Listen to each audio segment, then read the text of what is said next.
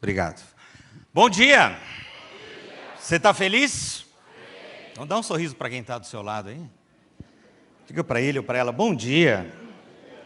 Se talvez ela não manifestou tanta alegria assim nessa hora, eu tenho uma palavra mágica para você fazer ela sorrir ou ele sorrir.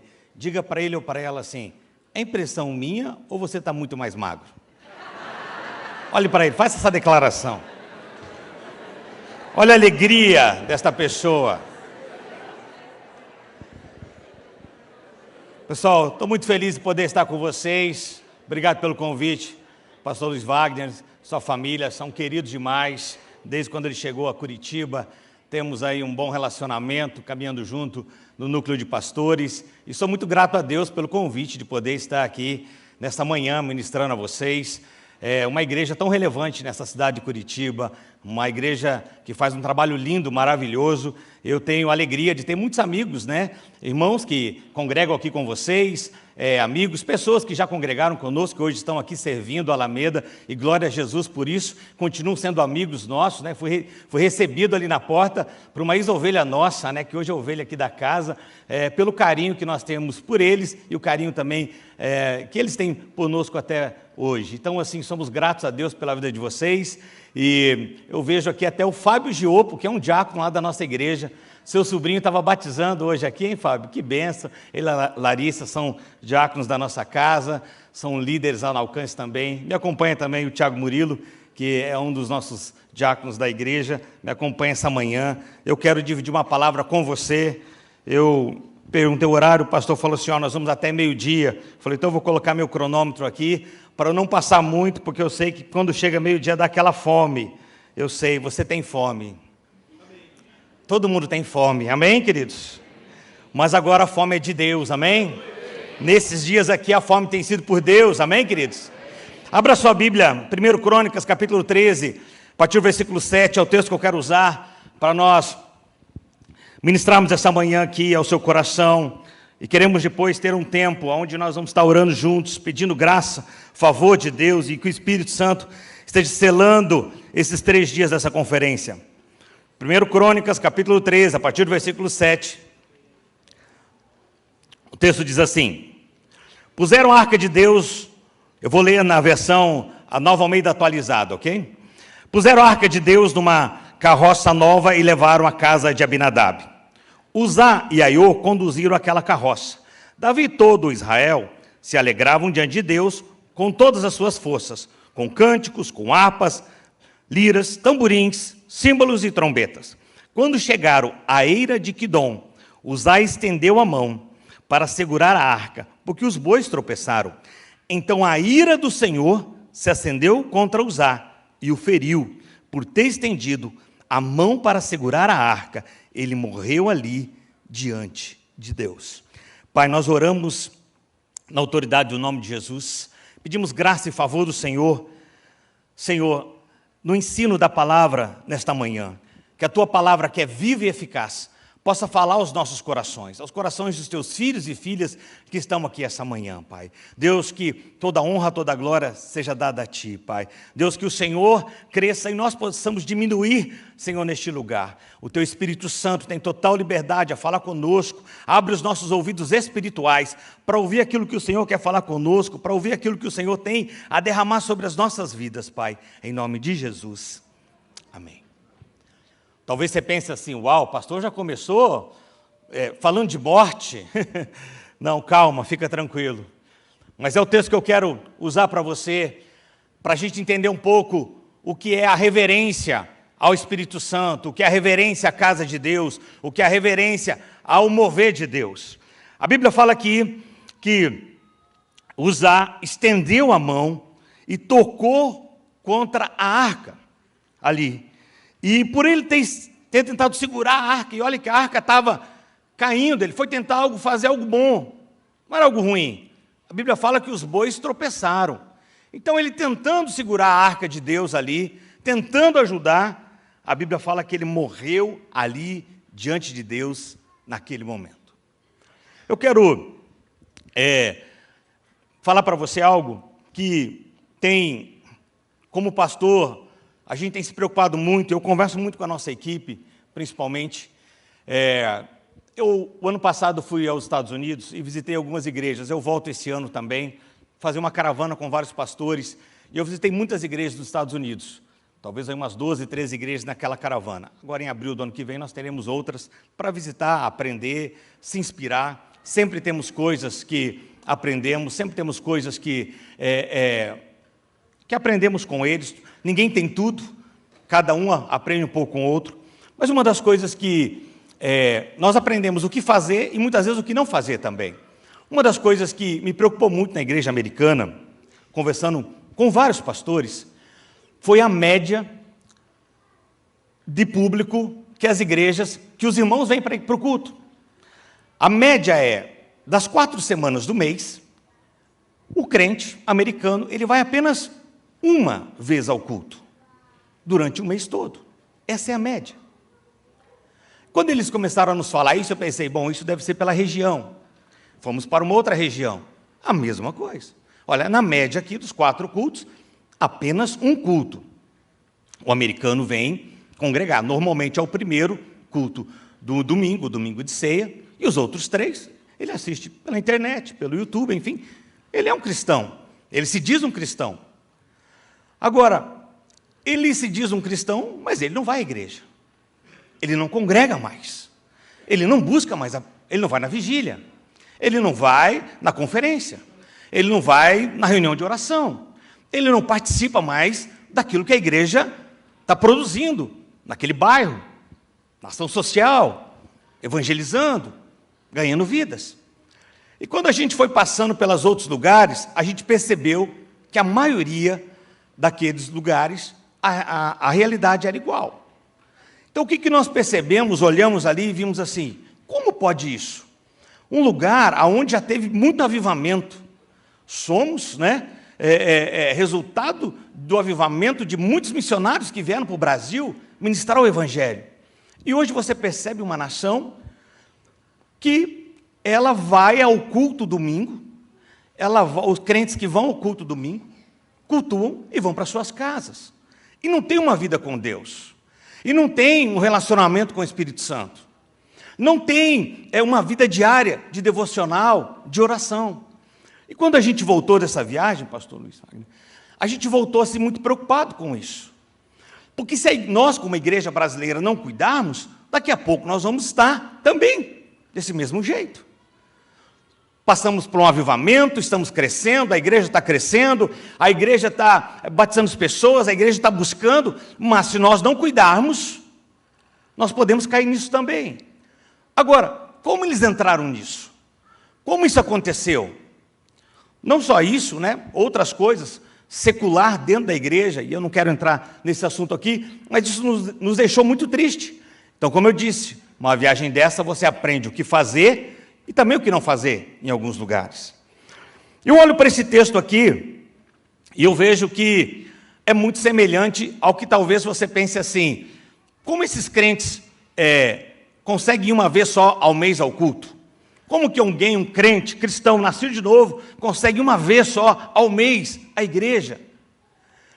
E quando você para olhar aqui esse texto, você percebe o quê? Que quando Uzá, ele chega e toca na arca, e ali ele morre instantaneamente, talvez você possa olhar e pensar assim, Deus foi muito severo. Deus foi muito severo com ele. Porque ele só tocou, tentando ajudar, tentando fazer algo aqui bom, ele foi fulminado, morreu. E eu, durante muito tempo, olhava esse texto assim, pensava assim, por que Uzá morreu? O que aconteceu com ele? O que aconteceu com ele é que muitas vezes acontece conosco. Antes de Uzá morrer fisicamente aqui, ele já havia morrido espiritualmente. E muitos crentes, antes de morrer fisicamente, já morreu espiritualmente. Perdeu a busca, perdeu a paixão, perdeu o desejo de estar na casa de Deus, de congregar, de vir à vigília, de estar na célula, de estar num grupo pequeno, de participar. Apenas vem, muitas vezes, participar de algo quase para cumprir um protocolo. Sabe, querido, o que aconteceu aqui também faltou um relacionamento aqui de intimidade com Deus e com o Espírito Santo. Olha só, eu vou mostrar para você algo. Abra lá sua Bíblia em 1 Samuel capítulo 7, versículo 1 e 2. Diz assim, quero mostrar algo para você que nos assusta, porque Uzá não era alguém ignorante, Uzá não era alguém que não conhecia o poder, a Shekinah de Deus. Ele era alguém que conhecia. Olha o que o texto diz. Então os homens de Kiriat Jearim vieram e levaram a arca do Senhor à casa de Abinadab, que ficava na colina, e consagraram Eleazar, filho de Abinadab, para que guardasse a arca do Senhor. Desde aquele dia, a arca ficou em Kiriat Jearim. E tantos dias se passaram que chegaram a 20 anos, e toda a casa de Israel dirigia lamentações ao Senhor. Quando eu pego esse texto aqui, eu paro para olhar e eu vejo o quê? Que durante 20 anos, a arca de Deus, a Shekinah, a presença de Deus, ficou dentro da casa de Abinadab. Abinadab era quem? Pai de Uzá. E qual é o resultado que ele tem? Um filho morto, por falta de reverência. Aí eu fico pensando, olhando isso e penso assim, uau, durante 20 anos, a arca de Deus ali, a presença de Deus ali, na casa de Uzá. Mas e ele? Como que ele lidava com a presença de Deus naquele lugar? Qual era a reverência que ele tinha pelo mover de Deus naquele lugar? Ou talvez a arca, a presença de Deus, era apenas algo decorativo naquela casa. Como você coloca algo decorativo, apenas um objeto de decoração. Porque se 20 anos a arca de Deus ficou dentro da casa dele, ele sabia o que era aquilo. Ele tinha noção do que era aquilo. E é isso que eu quero hoje dividir com você. O que nós temos feito com a presença de Deus, com o relacionamento com o Espírito Santo? O que nós temos feito com a Shekinah de Deus? Porque eu não quero ter o mesmo fim de Uzá. Eu não quero também morrer. Agora, olha só, a morte aqui, natural, como eu disse, aconteceu aqui, mas a espiritual já havia acontecido há um bom tempo. Como acontece a morte espiritual? Quando você deixa de vir à casa de Deus, quando você deixa de vir congregar, de estar aqui nos cultos, quando você deixa de ir à célula, participar, é célula que vocês chamam, pastor? Célula, quando você deixa de ir à célula, quando você deixa de participar da vigília, quando você deixa de participar das programações da igreja, da vida da igreja, não só vindo num culto domingo para congregar. Sabe, eu acredito aqui que Uzá achava que a arca de Deus era o comum, e não é. As coisas espirituais são sagradas e não podem ser banalizadas, amém, queridos? Ele via a arca do Senhor como algo decorativo, e na igreja, muitas vezes, o que nos entristece é pessoas vendo coisas sagradas sem temor, sem temor pela santidade de Deus, sem temor pela Shekinah de Deus. Então, aqui eu olho, né, o que aconteceu com Uzá é que muitas vezes ele é um ensino para nós, que fomos batizados nas águas, batizados com fogo do Espírito, que recebemos o Espírito Santo, que desenvolvemos um relacionamento com Ele. Aqui é uma lição para nós, que se nós não cuidarmos, podemos perder tudo isso. Porque não adianta você ter algo e não ter um relacionamento. A palavra de Deus fala que o Espírito Santo, nós devemos ter uma comunhão com Ele, desenvolver uma comunhão com Ele. E desenvolver comunhão com Ele é falar com Ele, é estar com Ele, é estar na presença dEle. É como você dizer, eu sou casado com a minha esposa, mas eu não converso com ela. Não tem como. Para você ser um homem casado, uma mulher casada, você desenvolve relacionamento com a sua esposa, você conversa com ela. E é isso que nós precisamos também desenvolver, um relacionamento com o Espírito Santo, falar com Ele. O Espírito Santo não é uma influência, ele é uma pessoa que devemos desenvolver relacionamento com ele tem sentimentos também. Então, precisamos, como fazemos isso? Vida de oração, busca intensa por Deus, devocionais diários.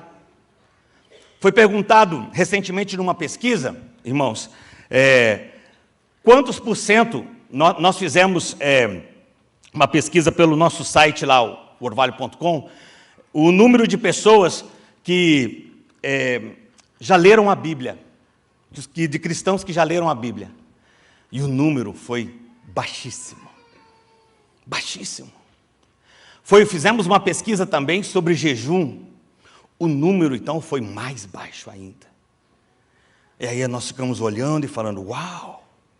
Isso nos mostra que estamos crescendo,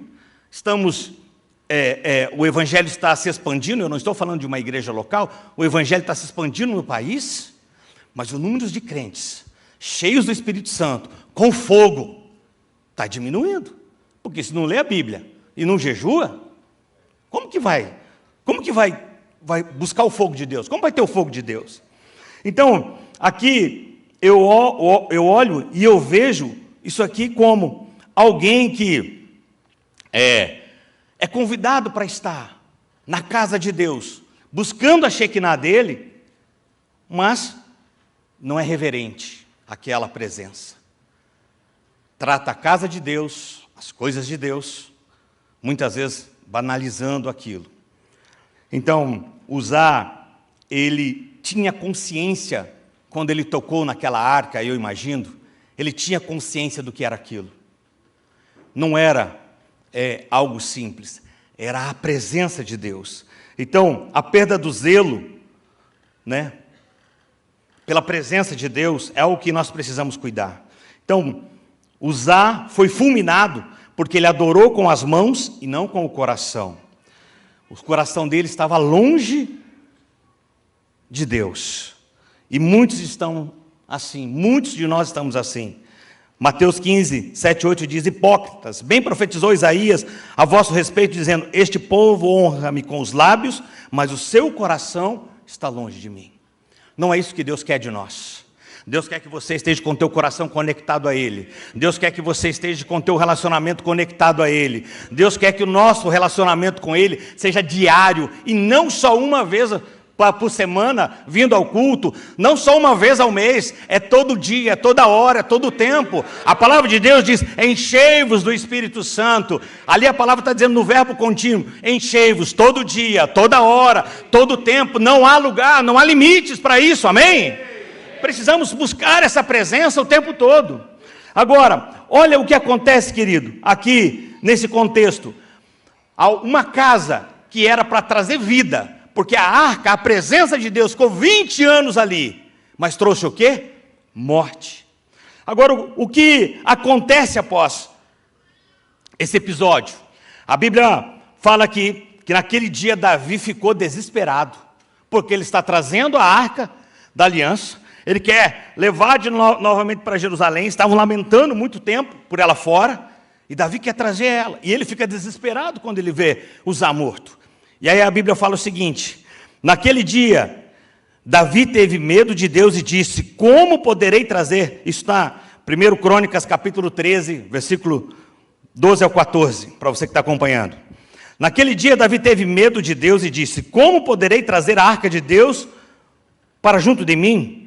Por isso Davi não trouxe a arca para junto de si, para a cidade de Davi, mas fez com que fosse levada para a casa de Obed-edom, o geteu. Assim a arca de Deus ficou com a família de Obed-edom durante 3 meses. E o Senhor abençoou a casa de Obed-edom e tudo que ele tinha. Olha a diferença. 20 anos na casa de Abinadab. Qual foi o resultado? Morte. 3 meses na casa de Obed-edom. Qual foi o resultado? Prosperidade. Por quê? Porque ele estava recebendo a Shekinah de Deus, a presença de Deus. Sabe, querido, algo que muda, algo que mudará o jeito de ser para Deus e cada vez precisa trazer mais responsabilidade para nós, é entender que a presença de Deus, ela precisa ser levada a sério. O mover de Deus, a igreja, a casa de Deus, as coisas de Deus. E aqui eu quero mostrar para você um pouco quem era Obed-Edom. Talvez você pense assim, não, ele foi abençoado porque, por um acaso. Não foi por acaso. Olha quem era Obed-Edom. A Bíblia fala que Obed-Edom, o nome dele significa servo, o mesmo que escravo. Edom mostra que ele era descendente dos Edonitas, de Esaú, inimigos de Israel. E se não bastasse, ele era um geteu, de Gate, da terra de um dos maiores inimigos de Israel, Golias. Ele era alguém, nós falamos de alguém rejeitado pela sociedade na época, alguém muito simples, podemos usar a palavra muito pobre, porque a Bíblia fala que ele morava à beira do caminho, ele não morava na cidade, ele era alguém desprezado por todos. Então, sabe, querido, ele era de uma família humilde, talvez uma tapera, algo muito simples que ele morava. Mas quando a Shekinah de Deus entrou, quando a arca entrou dentro da casa dele, 3 meses, mudou completamente a vida daquele homem. 3 meses, não foram 3 anos, não foram 30 anos, foram 3 meses. Foi o suficiente para ele mudar completamente a vida dele. Não só dele, como de toda a sua família, como de todos os seus filhos, de toda a sua geração.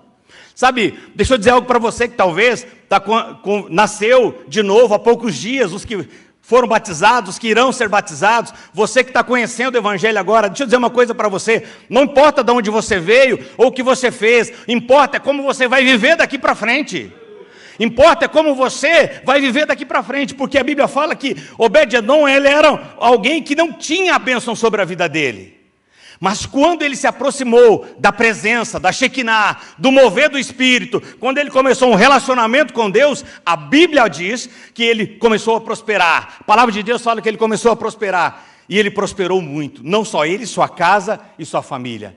Agora, querido, entenda, porque quando a Bíblia fala que ele prosperou, é porque ele não tinha nada. Se falasse que ele prosperou muito, é sinal que ele já tinha um pouco de algumas coisas, mas ele não tinha nada. Por isso, eu e você precisamos entender que quanto mais nós nos aproximamos da presença de Deus, tudo começa a mudar. Você quer ver mudanças na sua vida? Você quer ver mudanças na sua vida? Comece a se aproximar de Deus. Quer viver mudança na sua vida? Quer viver mudança no seu casamento? Quer viver mudanças nas suas finanças? Quer viver mudanças na sua empresa? Quer ver mudanças nos seus negócios? Se aproxime de Deus. Tenha um andar diário com Ele, uma caminhada diária com Ele. A Shekinah de Deus chega na casa de Obed-Edom.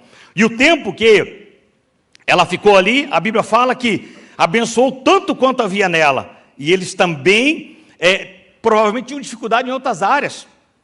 Provavelmente sim, sentimental, física, espiritual. Tudo foi abençoado.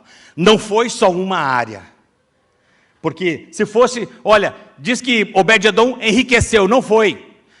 Foi abençoado. Ele prosperou em tudo. Quando fala de prosperidade, está falando aqui de um campo bem maior do que só dinheiro ou riquezas. Prosperidade é família, ministério, casamento, filhos, saúde. Então é isso que nós precisamos entender, queridos, que quando eu honro a presença do Espírito Santo, quando eu honro a presença de Deus, quando eu sou reverente àquilo, quando eu começo a me aproximar desse relacionamento, então eu começo a crescer, eu começo a honrar a Deus, e quem honra a Deus em busca a Deus, e quem honra a Deus, o favor dele vem sobre essa vida.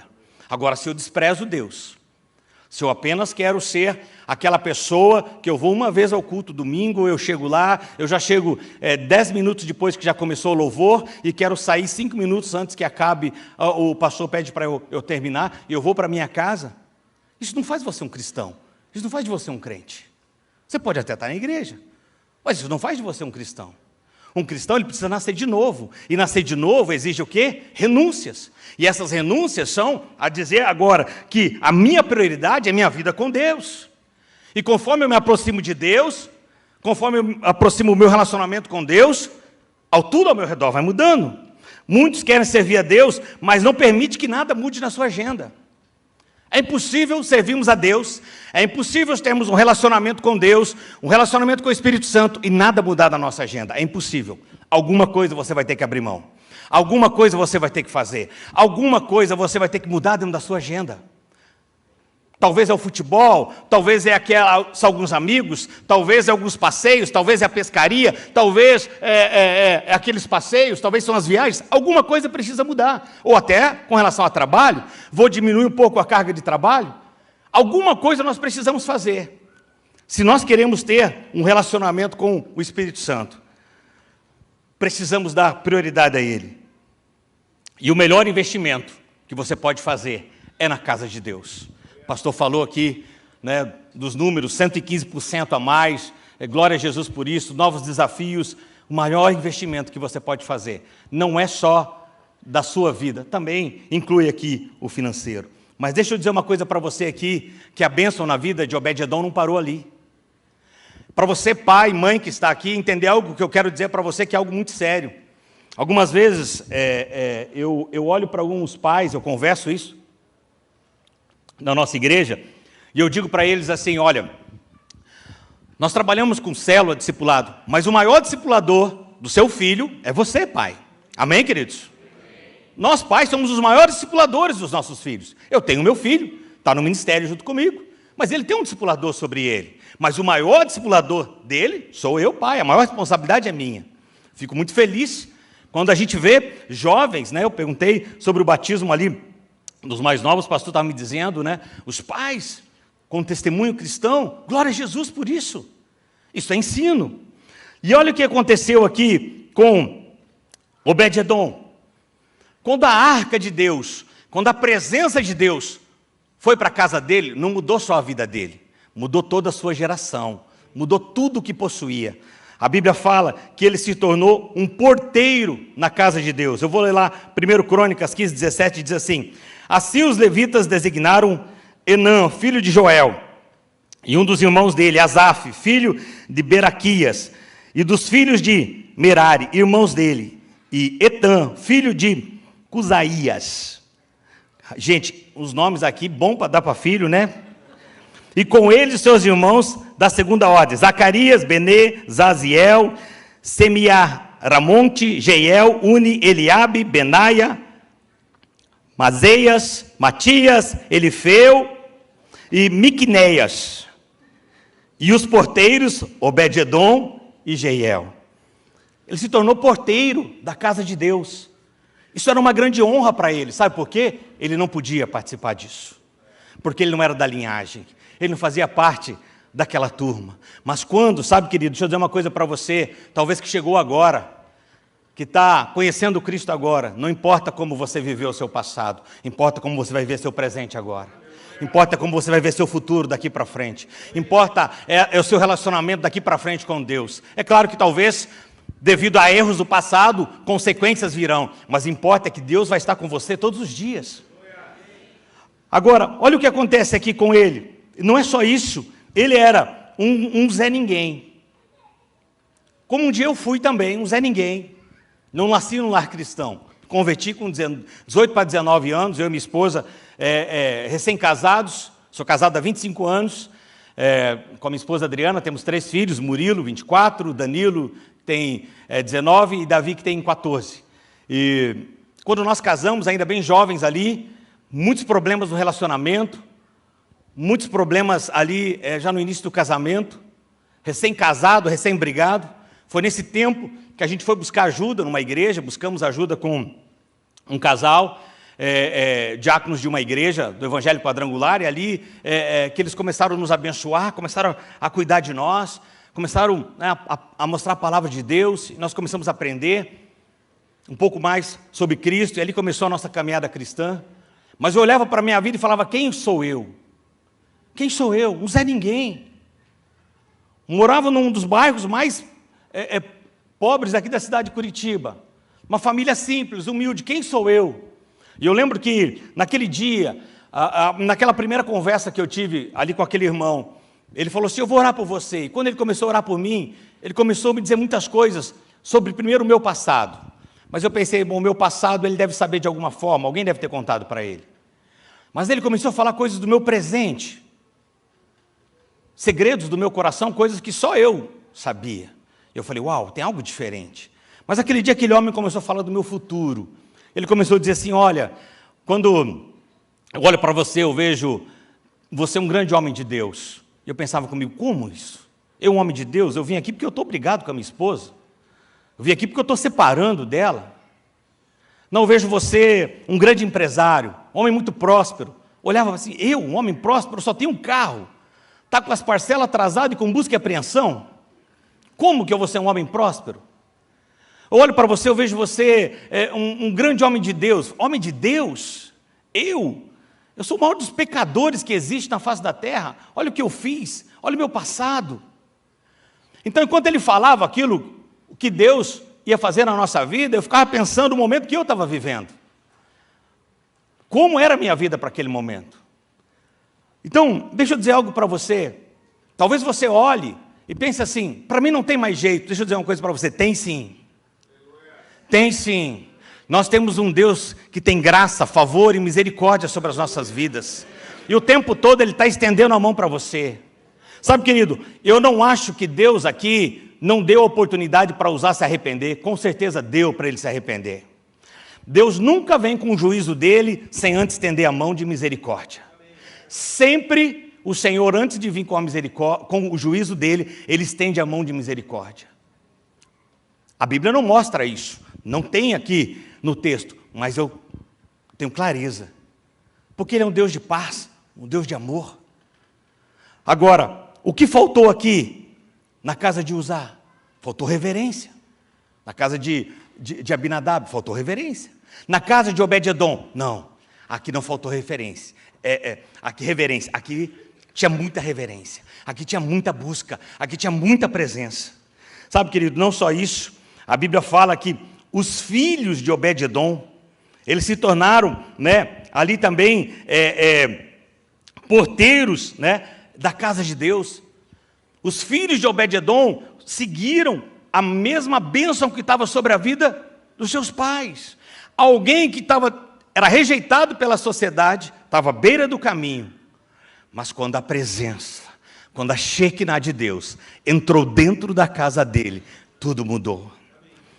Meu recado para você hoje aqui deixa a Shekinah de Deus entrar dentro da sua casa.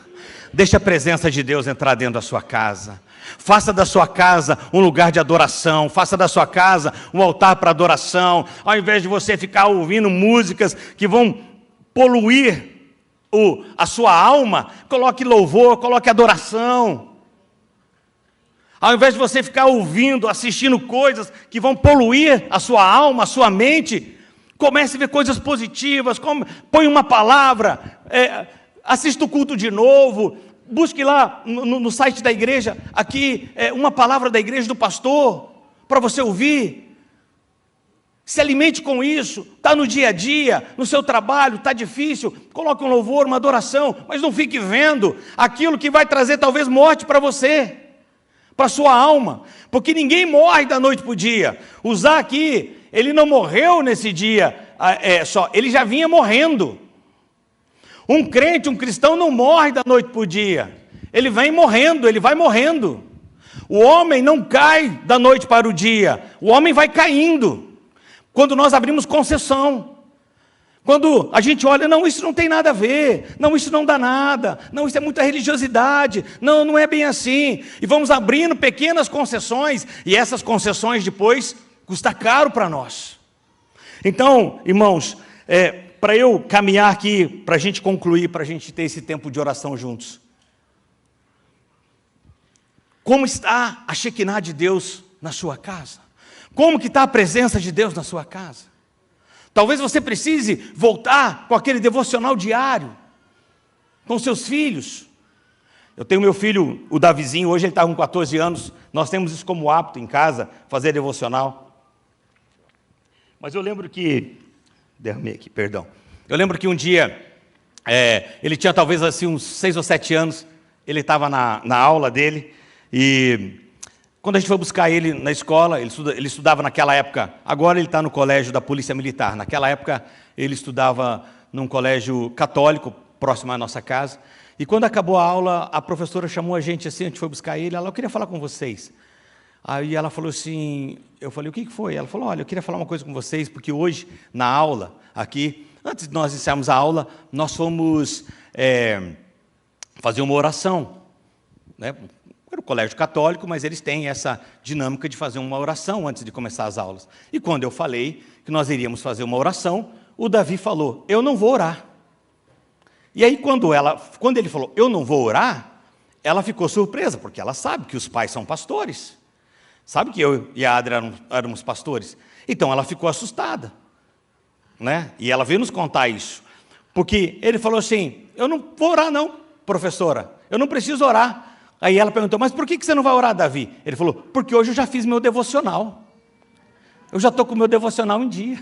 E aí ela veio nos contar aquilo de alegre. Ela falou, me assustei na hora que ele falou que não ia orar. Mas quando ele falou, eu já fiz meu devocional.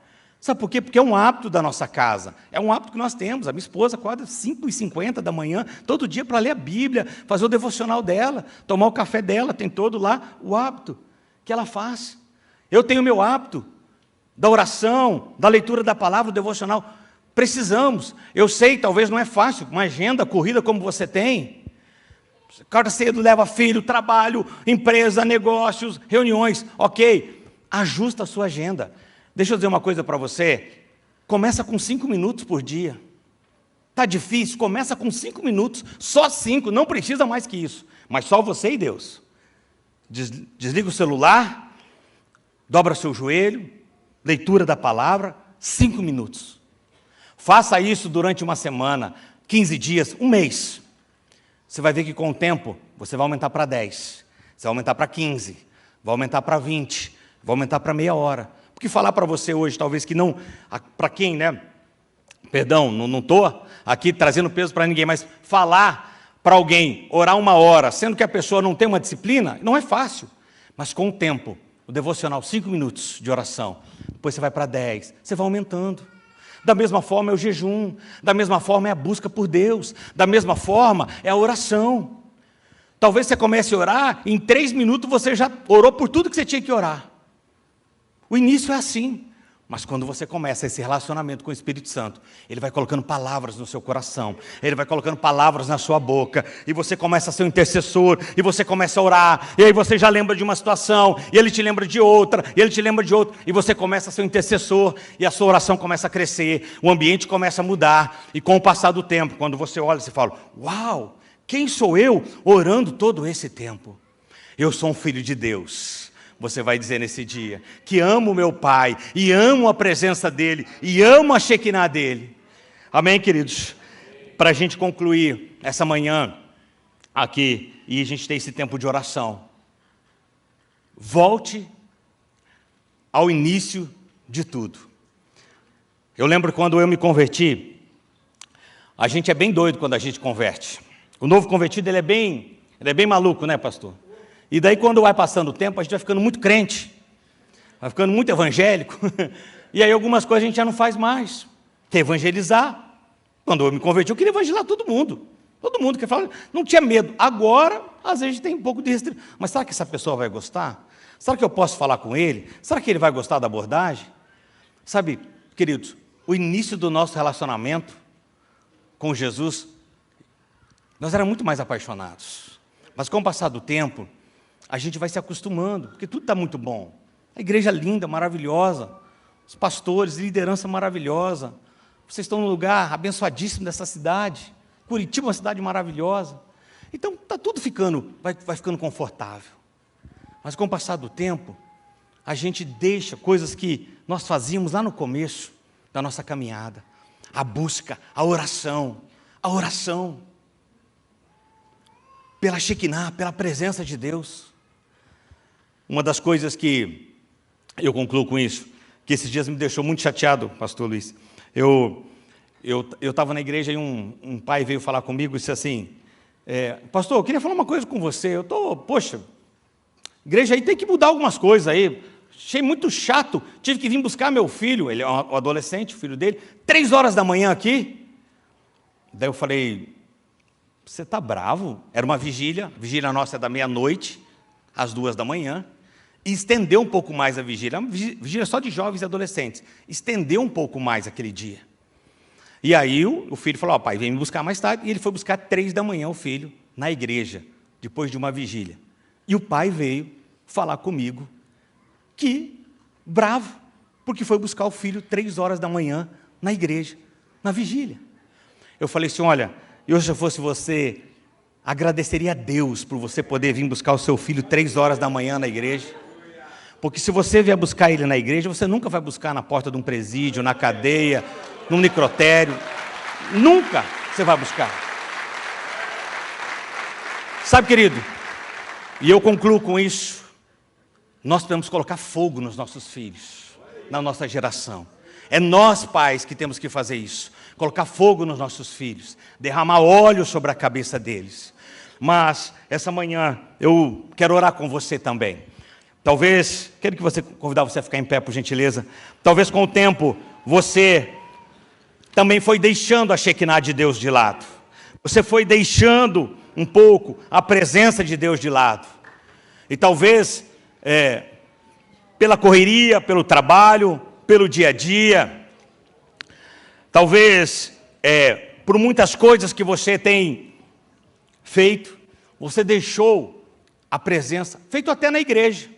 Muitas vezes eu olho para mim, olho para a nossa equipe, e eu pergunto, será que nós estamos muito só trabalhando, ativos no trabalho, e pouco ativos na oração? Sabe, talvez com o passar do tempo, você foi deixando esse fogo do Espírito Santo, que um dia esteve aí dentro de você, talvez você deixou isso se apagando. E uma brasa fora do braseiro, ela se apaga. E a palavra de Deus diz, não extingais, não apagueis o Espírito de Deus, a qual fostes selados. Não apagueis. Esse relacionamento, ele precisa ser diário e sincero. Por isso, como está sendo o seu dia? Como está a sua vida? Como tem sido o seu relacionamento com o Espírito Santo? Aqui, eu não vim trazer julgamento e nem peso sobre ninguém nesta manhã.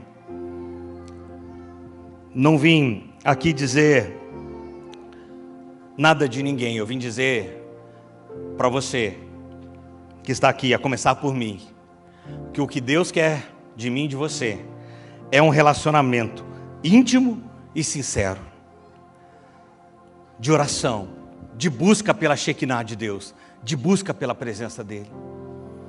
Então, eu quero fazer um convite para você, enquanto o Ministério de Louvor vai ministrar uma canção. Eu quero fazer um convite a você, para a gente orar, terminar esses 3 dias aqui orando.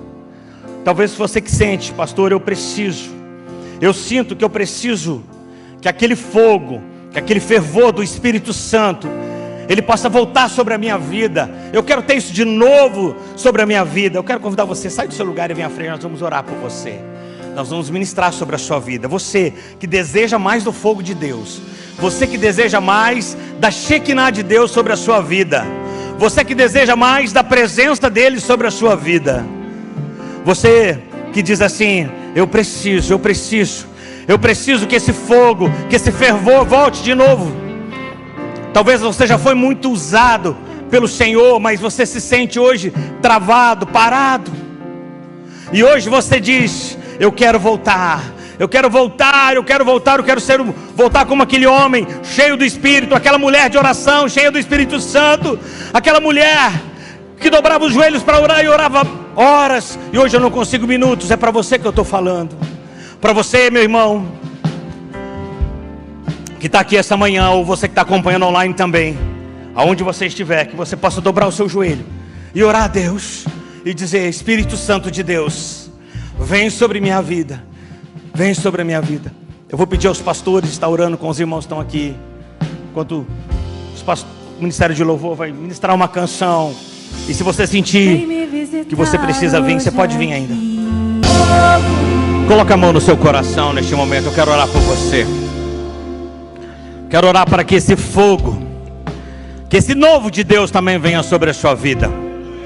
Que o novo de Deus venha sobre sua casa, sua família, sobre a sua empresa, sobre os seus negócios, sobre a sua mente, lhe dando sabedoria, graça e favor do alto. Coloque a mão no seu coração. Pai, em nome de Jesus Cristo, nós oramos nesta manhã e pedimos graça e favor do Senhor sobre a vida dos seus filhos e filhas. Pedimos, Pai, algo novo, Senhor, sobre a vida deles, Pai. Fala o coração de cada um deles, Pai. Derrama, Senhor, da tua graça, Senhor, da tua Shekinah sobre essas vidas e sobre essas casas. Derrama, Senhor, da tua sabedoria, da unção do teu Espírito, do teu favor sobre eles. Deus, traz cura aos corpos que estão aqui e se estão porventura enfermos, venham ser curados na autoridade do nome de Jesus. Ministramos, Senhor, o teu toque de cura sobre essas vidas. Ministramos o teu toque de restauração. Ministramos o teu toque de restituição, Senhor. Sara o coração deste homem, dessa mulher que está ferido, Pai. Traz, Senhor, cura nesse relacionamento, Deus. Deus, faz, Senhor, de nós como fez com Obed-edom. Alguém, Senhor, que éramos rejeitados pela sociedade, mas a tua Shekinah, a tua presença entrou, Senhor, em nossa casa. A tua presença entrou no nosso lar. A sua presença entrou, Senhor, e tudo mudou. Tudo mudou. Tudo mudou. Mudou, Senhor, os nossos filhos. Mudou, Senhor, a nossa geração. Mudou, Pai, de servos, de escravos, Senhor, para filhos, filhos do Deus Altíssimos, filhos do Deus Todo-Poderoso, Pai. Deus, é o que nós oramos e te agradecemos por esse dia. Se você recebe essa palavra essa manhã, você pode dar um forte aplauso a Jesus. Aleluia. Obrigado, pastor. Obrigado, Luiz Wagner. Deus abençoe. Obrigado. Aleluia. Você pode aplaudir bem forte o Senhor? Amém. Parabéns aos batizados. Eles vão receber o certificado aqui com o pastor Miguel. Está tudo aqui com ele. Vocês venham para frente, recebam com o pastor Miguel daqui a pouquinho seu certificado. Pastor Marcelo, muito obrigado. Deus abençoe. Que essa fogo chegue todos os dias na nossa vida, em nome de Jesus. Que nunca falte a Shekinah. Amém, meu irmão? E que 7 vezes mais alcance e receba essa semana em nome de Jesus. Erga sua mão bem alto. Senhor, nos leve em paz. À noite teremos um outro tempo do Senhor, da conferência do Espírito Santo. Estaremos aqui para ser incendiados ainda mais pelo Senhor. Obrigado pelos ajustes que o Senhor nos trouxe nessa manhã. E obrigado, Pai, porque nesse tempo temos entendido que há algo do Senhor para essa cidade. Passa por essas igrejas e passa por nossas vidas. Obrigado, Senhor, porque vamos viver, ou melhor, já estamos vivendo o avivamento do Senhor. E estartará, Pai, um tempo de restauração sobre toda a tua casa nessa cidade, em nome de Jesus. Que o amor de Deus, nosso Pai, as perfeitas consolações do Espírito Santo, seja com todo o povo dessa igreja, o povo de Deus espalhado pela face da terra, em nome de Jesus. Amém. Vá cantando, incendeia para sua casa, vai incendiando as ruas de Curitiba. Incendeia, Senhor, incendeia, Senhor, incendeia, Senhor, incendeia. Vai cantando isso, vai, incendeia, incendeia, incendeia.